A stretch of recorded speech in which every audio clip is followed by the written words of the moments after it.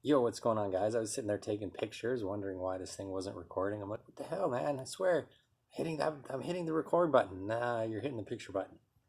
Thanks for that. Goes hand in hand with my last video. Yeah, so let's talk about the importance of phasing, right? Of going through phases or, staging, right? So all the time I'm talking to people. They're like, yeah, I want this in business, or I want this in life, and I want to do all these things. And it's like, okay, that's great. You've got a 30,000 foot view of what you want to do, and trying to operate from that 30,000 foot peak is not productive. It's not sustainable, and it's not going to work, right?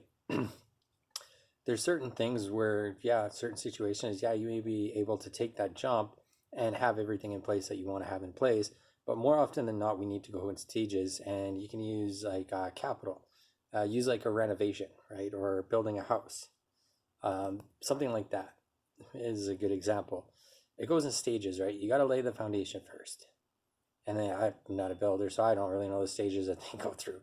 But there's different steps that need to be taken, and each step builds upon each other, right?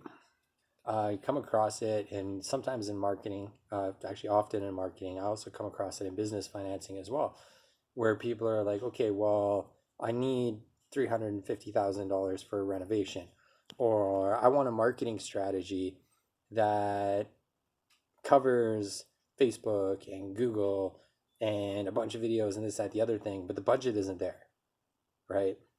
Or in the case of financing, maybe due to revenue and certain factors, that they can only get approved for 100,000, and most people just want to throw in the towel, and they're just like, fuck this, I'm out. And it's like, well, no, like, yeah, okay, it can work that way, but it's not serving you. Take a step back, like implement it in stages. What can you do now to get closer to that goal, right? How much do you need to implement stage one? Let's get that going first. Or you have enough first, or on the marketing side, you have enough for stage one. Let's get that going first. And then as that's going, there's going to be cash flow tied up. There's going to be increase in revenue, production, increase in profits, increase in revenue. Everything's going to be going up. You can revisit that loan or that strategy and say, okay, what is appropriate to build on top of that? What is appropriate to add in now? What is the next stage?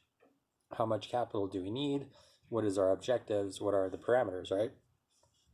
And just like climbing steps, it's just one step in front of the other, one step on top of the other. Without that foundation, though, it's not going to go anywhere. And people are way too quick. People are way too quick just to jump in front of the gun and say, okay, I'm dead, I'm out. See you later. And then they wonder why their business isn't going anywhere. They wonder why their life isn't going anywhere.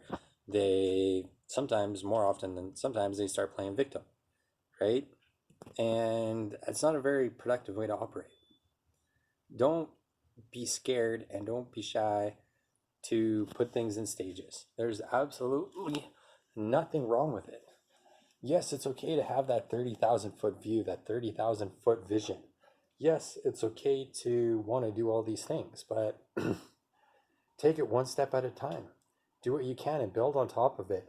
The momentum from taking those small little steps, from building those small little steps up, is going to carry you a lot farther and a lot faster than trying to put yourself in a position where you can do it all at once. Look at this on the other side. I did a video about this recently as well. What if you start to implement that 30,000 foot view, that 30,000 foot plan, and there's a bunch of components in there that don't fit, that aren't right? Now you're looking at delays, extra costs, stuff like that.